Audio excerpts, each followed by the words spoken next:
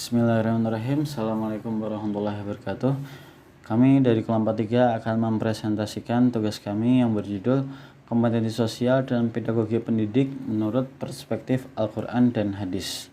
Yang dari kelompok kami yaitu ada saya sendiri, Ubedillah Hilmi, lalu Siti Rahmatin Nur Ivana, Syakira Amalia Isyarah, Aziz Banu Rusdi.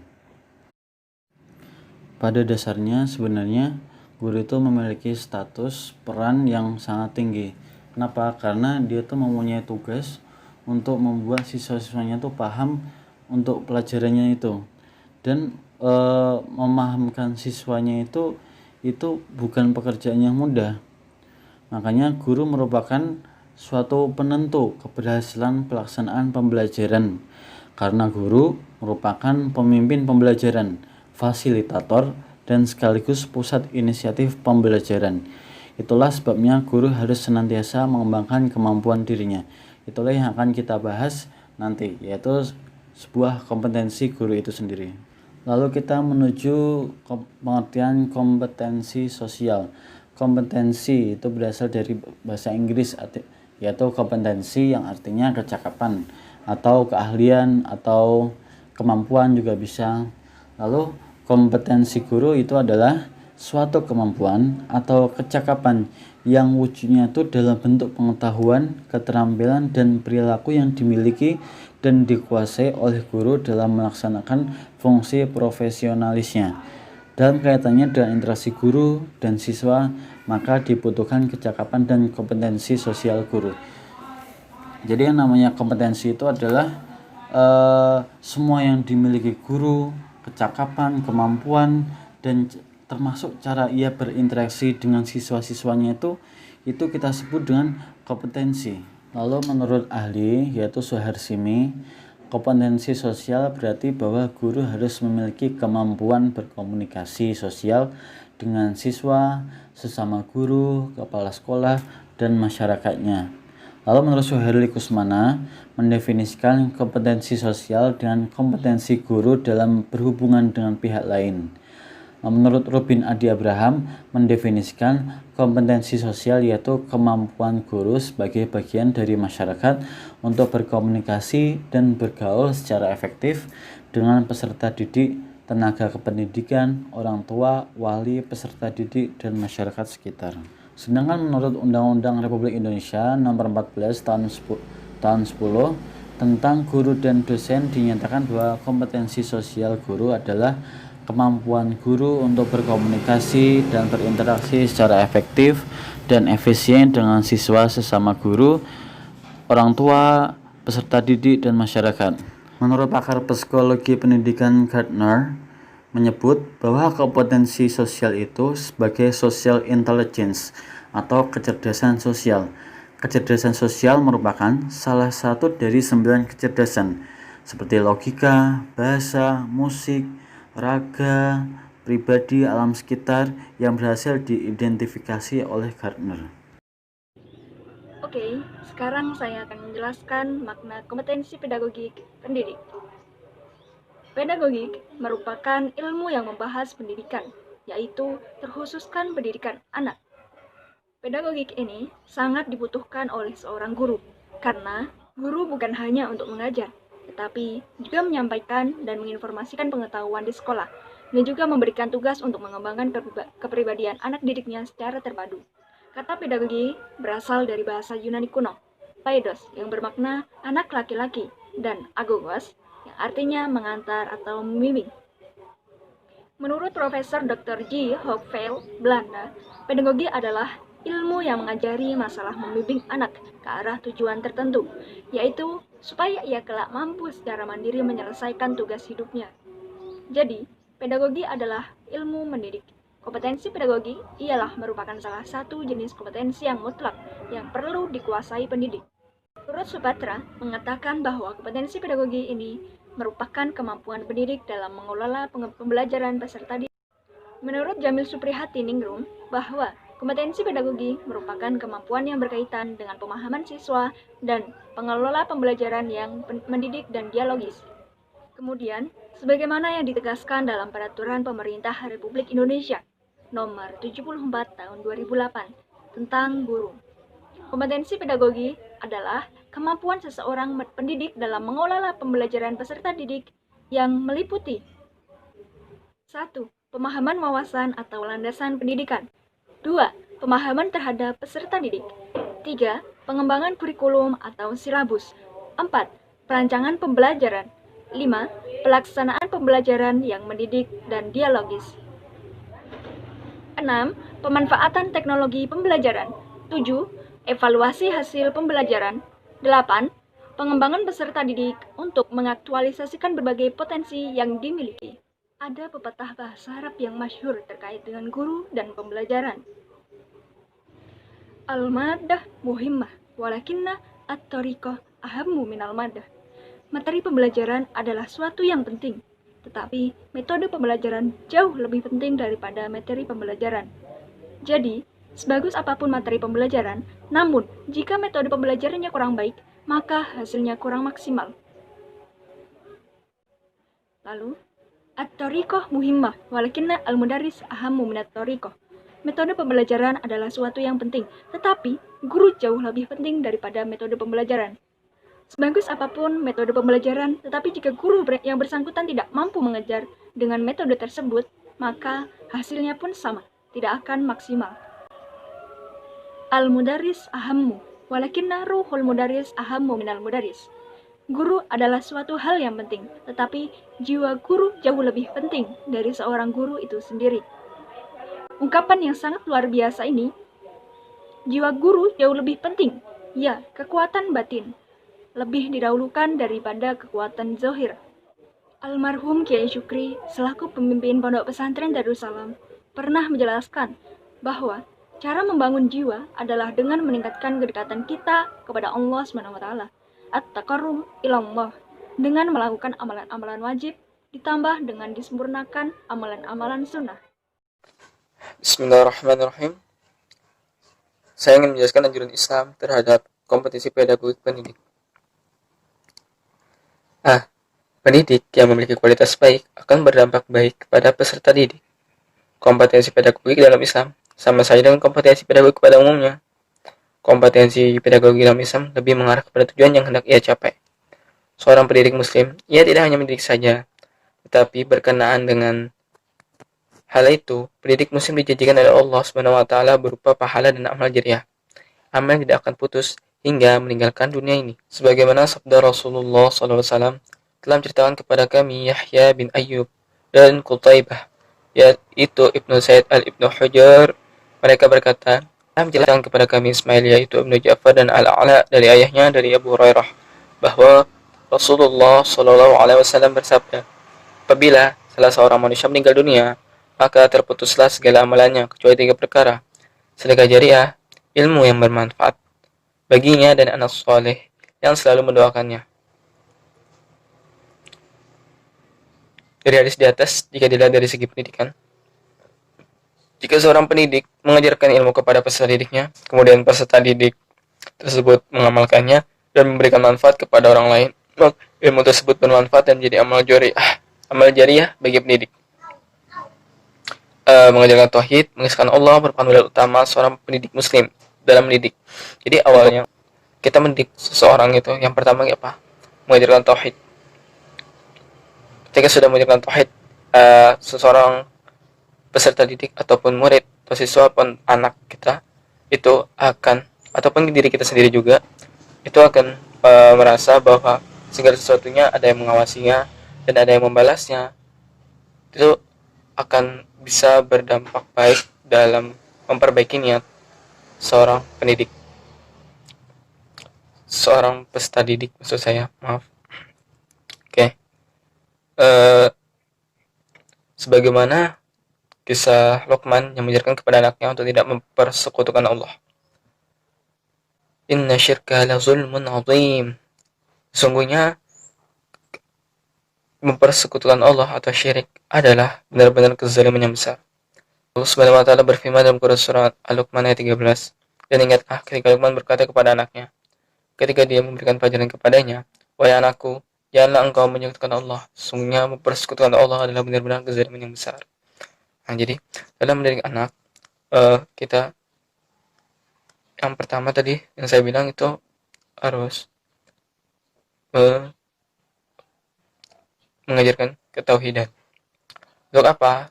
Yang karena dengan adanya ketauhidan tadi, niat untuk belajar mereka semakin kuat. Oke. Dalam didik anak, Islam juga mengajarkan untuk berlaku lemah lembut, sebagaimana dalam Quran surah Ali Imran ayat 159. فبما رحمة من الله لنت لهم ولو كنت فظا غليظ القلب لانفضوا من حولك فاعف عنهم واستغفر لهم وشاورهم في الأمر فإذا عزمت فتوكل على الله إن الله يحب المتوكلين. Maka berkat rahmat Allah engkau Muhammad berlaku lemah lembut terhadap mereka. Sekiranya kamu bersikap keras dan berat kasar, tentulah mereka menjauhkan diri dari sekitarmu. Karena itu maafkanlah mereka dan mohonkanlah ampun untuk mereka dan bermusyawarahlah dengan mereka dalam urusan itu. Kemudian apabila engkau telah membulatkan tekad, maka bertawakallah kepada Allah Subhanahu wa taala. Sungguh Allah mencintai orang yang bertawakal. RPP tentang guru merumuskan kemampuan yang harus dimiliki seorang guru dalam menjalani kompetensi pedagogik yang meliputi hal-hal berikut. Pertama, pemahaman wawasan atau landasan pendidikan. Yang kedua, pemahaman terhadap peserta didik. Yang ketiga, pengembangan kurikulum dan silabus. Yang keempat, perencanaan pembelajaran. Yang kelima, pelaksanaan pembelajaran yang mendidik dan dialogis. Yang keenam, pemanfaatan teknologi pembelajaran. Yang ketujuh, evaluasi hasil belajar. Yang kedelapan, pengawasan peserta didik untuk mengaktualisasi berbagai potensi yang dimiliki. Oke, sekian dari saya. Selanjutnya akan dijelaskan oleh teman saya. Baik, selanjutnya saya akan menjelaskan mengenai bagaimana indikator kompetensi sosial pendidik dalam Al-Quran, yaitu dalam surah Al-Hujurat. Islam telah meletakkan dasar-dasar umum cara bermasyarakat yang di dalamnya diatur hubungan antara individu dengan individu, antara individu dengan masyarakat, antara satu komunitas masyarakat dengan komunitas masyarakat lainnya, dan aturan itu dimulai dari yang sederhana hingga sampai pada aturan yang sempurna, mulai dari hukum keluarga hingga hukum bernegara. Kitab suci Al-Quran memang bukan buku sejarah yang secara sistematis membahas keadaan masyarakat masa lampau, namun sebagai bukti petunjuk yang di dalamnya didapati hukum-hukum sosial masyarakat yang berlaku sepanjang sejarah manusia hingga hari akhir. Oleh karena itu, di dalam Al-Quran ada ayat-ayat yang berisi tentang bagaimana perintah agar manusia memperhatikan sejarah umat terdahulu sebagai ibrah bagi manusia di masa yang akan datang. Indikator kompetensi sosial pendidik dalam Al-Quran surah Al-Hujurat ini secara umum terdapat 4 indikator. Yang pertama itu ada adab sopan santun dalam berbicara. Terdapat dalam Al-Quran surah Al-Hujurat ayat 2 yang bunyinya A'udzubillahi minasyaitonirrajim. Bismillahirrahmanirrahim. Ya ayyuhalladzina amanu la tarfa'u aswatakum fawqa sawtin nabi wa la tajharu lahu bilqawli kajahri ba'dikum li ba'din an tahbata a'malukum wa antum la tash'urun. Sadaqallahul azim. Yang artinya, wahai orang-orang yang beriman, janganlah kalian meninggikan suara kalian melebihi suara Nabi, dan janganlah kalian berkata kepadanya dengan suara yang keras, sebagaimana kerasnya suara sebagian kalian terhadap sebagian yang lainnya, agar tidak terhapus pahala amalan kalian, sedangkan kalian tidak menyadarinya. Jadi pada ayat tersebut menjelaskan mengenai sopan santun jika sedang berhadapan dengan Nabi, baik ketika berbicara dengan sesama di dekat Rasulullah, apalagi berbicara dengan Rasulullah SAW. Jadi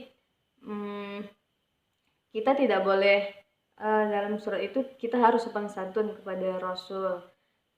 Dalam kitab Madarijus Salikin, Ibnu Qayyim Al-Jauziyah dalam Hamka menerangkan bahwa hendaklah kita menjaga kesopanan kita bila mana ada orang yang menyebutkan suatu hadis, suatu sabda. Jadi kita harus mendengarkan baik-baik dan dengan hormat. Begitu juga dengan pendidik atau guru. Kita harus selalu sopan, kita harus selalu hormat. Jadi akan membawa kepada hal-hal yang positif. Begitu juga dalam kehidupan sosial, kita juga dituntut untuk selalu sopan dan santun dalam berbicara dan berperilaku. Selanjutnya, indikator yang kedua yaitu tata cara berinteraksi dengan masyarakat. Terdapat dalam surah Al-Hujurat ayat 1 yang bunyinya A'udzubillahi minasyaitonirrajim. Bismillahirrahmanirrahim. Ya ayyuhalladzina amanu la tuqaddimu baina yaday Allahi wa rasulihi wattaqullah. Innallaha sami'un alim. Sadaqallahul azim. Artinya, hai orang-orang yang beriman, janganlah kamu mendahului Allah dan Rasul-Nya dan bertakwalah kepada Allah, sesungguhnya Allah Maha mendengar lagi Maha mengetahui. Jadi dalam tafsir surat ini, dalam tafsir Al-Azhar diterangkan bahwa hai orang-orang yang beriman, janganlah kamu mendahului Allah dan Rasul-Nya. Artinya bahwa orang-orang yang telah mengaku bahwa dirinya beriman kepada Allah dan Rasul-Nya, tidaklah dia akan mendahului Allah dan Rasul. Menurut keterangan dari ulama-ulama besar, sejak daripada sahabat Rasulullah sampai kepada ulama lain yang menjadi ikutan umat, dilarang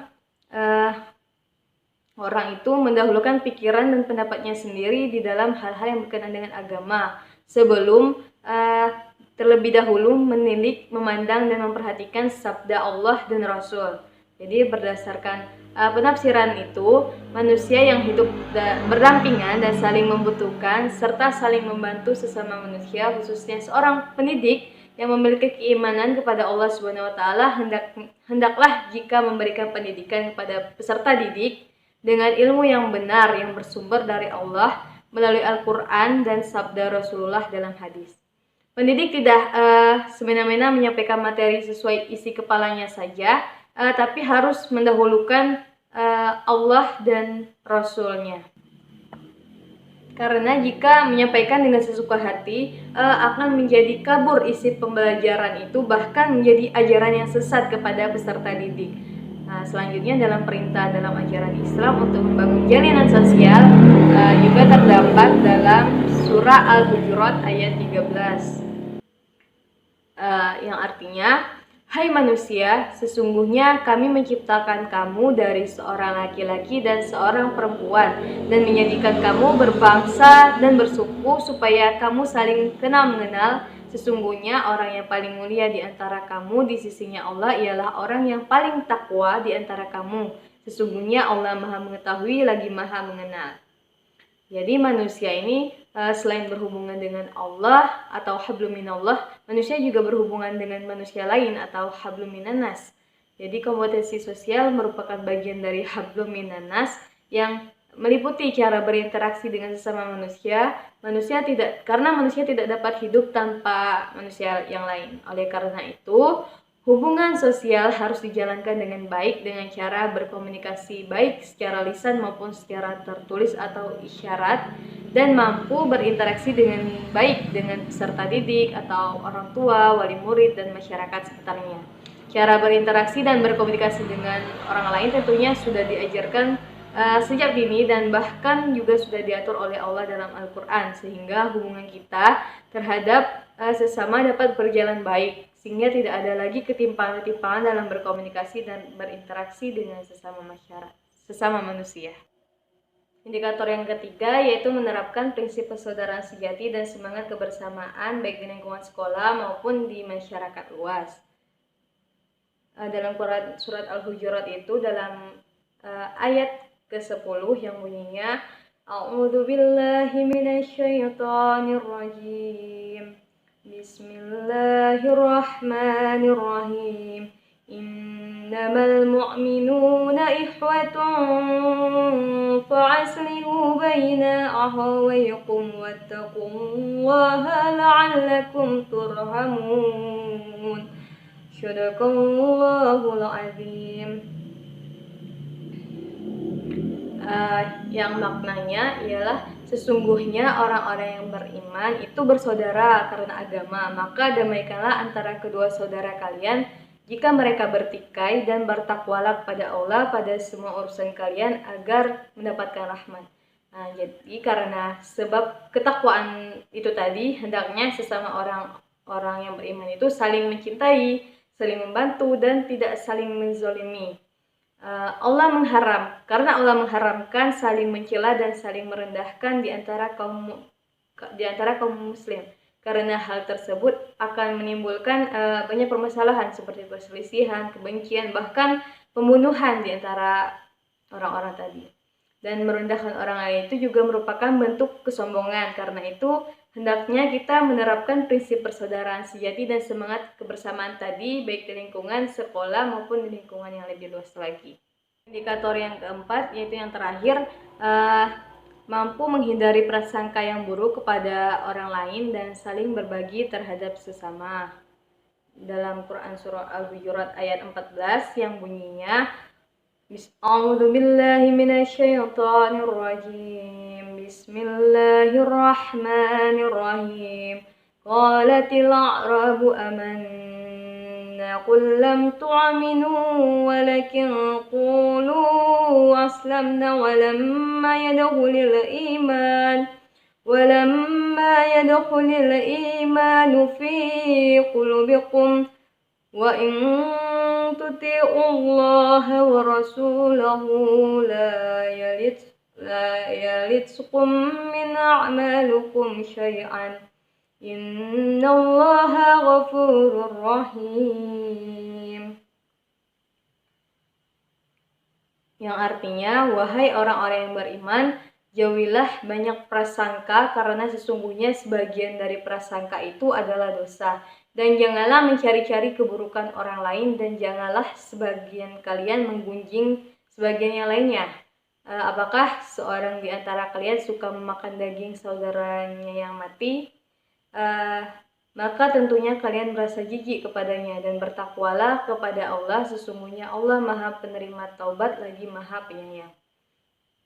Jadi dalam Quran surat ini, Ibnu Katsir dalam tafsir Al-Qur'anil Azim juga menjabarkan ayat tadi itu. Menurutnya dengan tegas Allah melarang seluruh hambanya yang beriman agar menjauhi prasangka buruk atau suudzon, karena mencurigai perilaku orang lain dengan tuduhan yang tidak benar dan tidak berdasar itu adalah murni perbuatan dosa.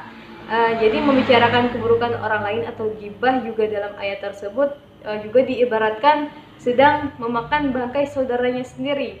Jadi bisa dibayangkan perbuatan memakan bangkai tentu sangat hina bagi kita. Dan Allah dalam surat ini memerintahkan kepada manusia untuk selalu beriman dan bertakwa.